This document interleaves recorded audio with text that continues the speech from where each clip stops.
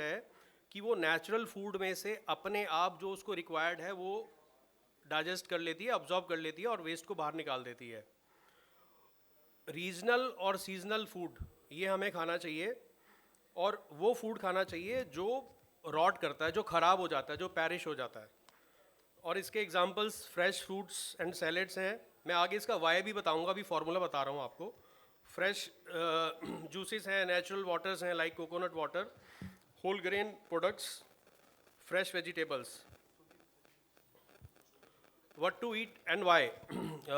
Formula मैंने बता दिया कि प्लांट बेस्ड आपको डाइट करना है। तो वाई का आंसर ये है कि अवर 70% of our body is water, और जितना भी प्लांट बेस्ड डाइट है उसमें 70% वाटर कंटेंट होता है। तो और second, it is a rich source of probiota. Probiota means that is pro life, bio means life, probiota means that is pro life. तो जो आपकी लाइफ को हेल्दी बनाने में हेल्प करता है, दैट इज़ पॉजिटिव बैक्टीरिया। तो there are millions of bacteria in your body, आपकी गट में होते हैं, आपके माउथ में होते हैं, जो आपको डिजीज से प्रोटेक्ट करते हैं और आपकी डाइजेशन में हेल्प करते हैं, और जो नेगेटिव बैक्टीरिया है उसको वो किल करते हैं। तो हमें ये रॉ फूड खाना इसलिए ज़रूरी है क्योंकि ये प्रोबायोटा को, पॉजिटिव बैक्टीरिया को हमारे अंदर ग्रो करता है। और जो पेरिशेबल फूड होता है वो इजी और फास्ट टू डाइजेस्ट होता है।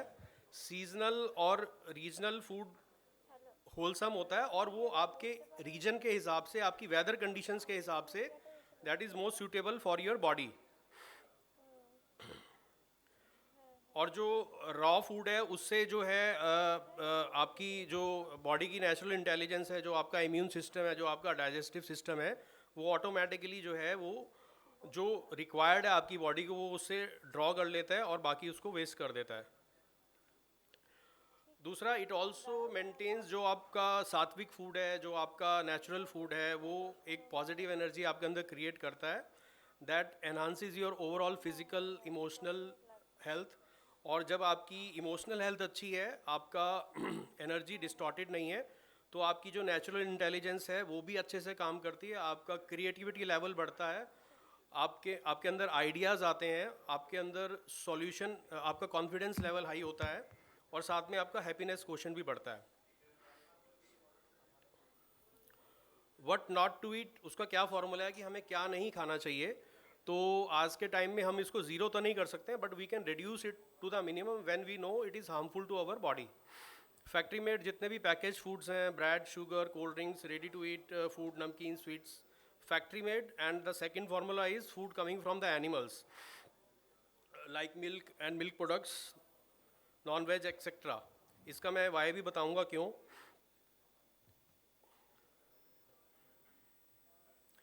फैक्ट्री ईटिंग प्रोडक्ट्स जो हैं वो केमिकली प्रोसेस्ड होते हैं, उनमें न्यूट्रिशन नहीं होता क्योंकि वो ऑलरेडी रिफाइंड हो जाते हैं, इतने ज़्यादा कंसनट्रेटेड होते हैं कि उसमें न्यूट्रिशन ख़त्म हो जाता है। उसमें आर्टिफिशियल कलर्स होते हैं, वो केमिकली प्रोसेस्ड होते हैं, प्रिजर्वेटिव्स होते हैं, वो केमिकल्स होते हैं, that is very harmful to your body. तो that is like creating a negative environment in your body, और वो प्रोबायोटा को किल करता है, पॉजिटिव बैक्टीरिया को आपके अंदर किल करता है। Life thrives upon biodiversity.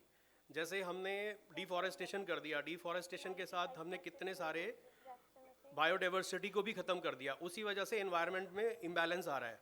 Same way हम अपनी बॉडी में से अगर बायोडाइवर्सिटी ख़त्म कर देंगे, पॉजिटिव एंड नेगेटिव दोनों टाइप के बैक्टीरिया और माइक्रोब्स चाहिए होते हैं, अगर हमने वो ख़त्म कर दिया तो वो डिजीज़ को फिर वो कैसे फाइट, वो नेगेटिव बैक्टीरिया को फाइट करने के लिए पॉजिटिव बैक्टीरिया बचेगा ही नहीं।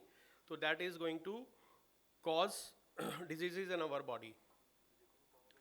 एनिमल बेस्ड फूड भी जो होता है कि वो that is not easy to digest, क्योंकि हमारा जो डाइजेस्टिव सिस्टम है वो उस तरह का बना नहीं है कि वो हम उसको डाइजेस्ट कर पाएँ। और जब डाइजेशन नहीं होता तो there is a accumulation of toxins, जो अनडाइजेस्टेड फूड रह जाता है that accumulates in our body, वो टॉक्सिन्स बन जाते हैं, और लॉन्ग रन में that is going to cause diseases.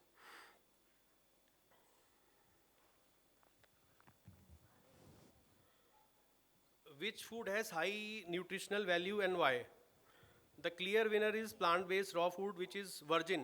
अभी हम प्लास्टिक के बारे में तो जानते हैं, वर्जिन और नॉन वर्जिन के बारे में, या रिसाइकिल के बारे में, तो जितना ज़्यादा हम किसी भी चीज़ को कुक करके खाएंगे, हाई टेम्परेचर पे कुक करेंगे, तो उसकी न्यूट्रिशनल वैल्यू ख़त्म हो जाती है। जैसे प्लास्टिक की जो है प्रॉपर्टीज़ कम हो जाती हैं हीट करने से, सेम वे हम जितना ज़्यादा कुक करेंगे, जितना ज़्यादा ऑयली फूड होगा, जितना ज़्यादा फ्राइड फूड होगा, तो उतना उसकी न्यूट्रिशनल वैल्यू कम हो जाएगी और वो हमारे लिए कोई यूज़फुल नहीं रहेगा।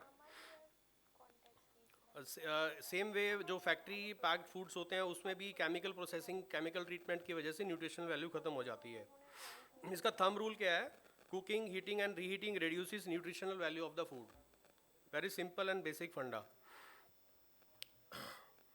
अब क्या है कि हम हर तरह के खाना खाते हैं हम, तो हमारे को सीक्वेंस ऑफ फूड क्या होना चाहिए कि हम पहले क्या खाएं बाद में क्या खाएं।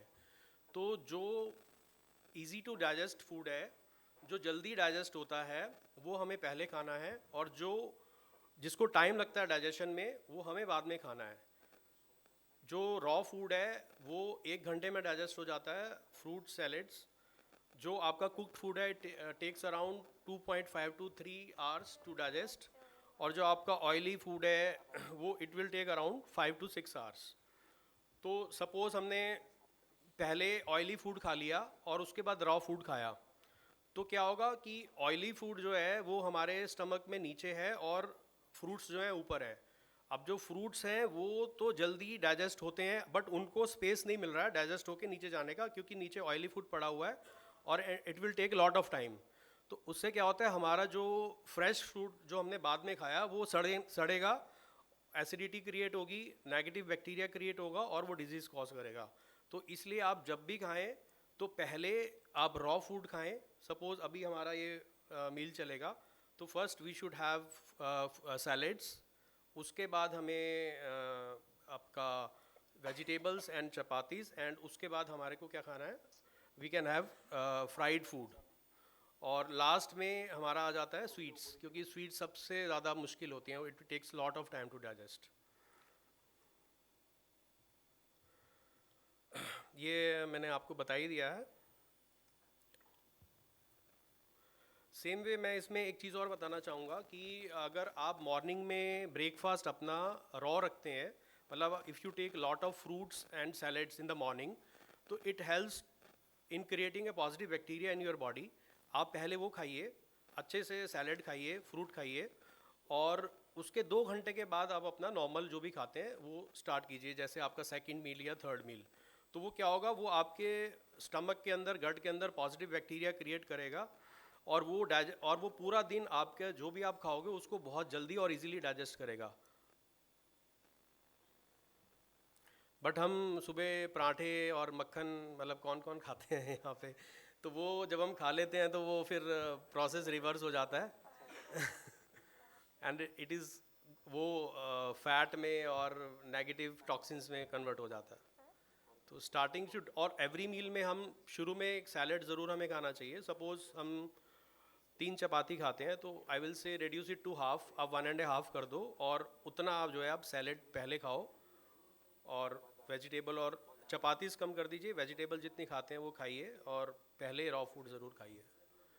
तो these are the small changes जब आप करेंगे तो आपको 1 महीने में ही बहुत अच्छा पॉजिटिव चेंज अपने आप में दिखेगा।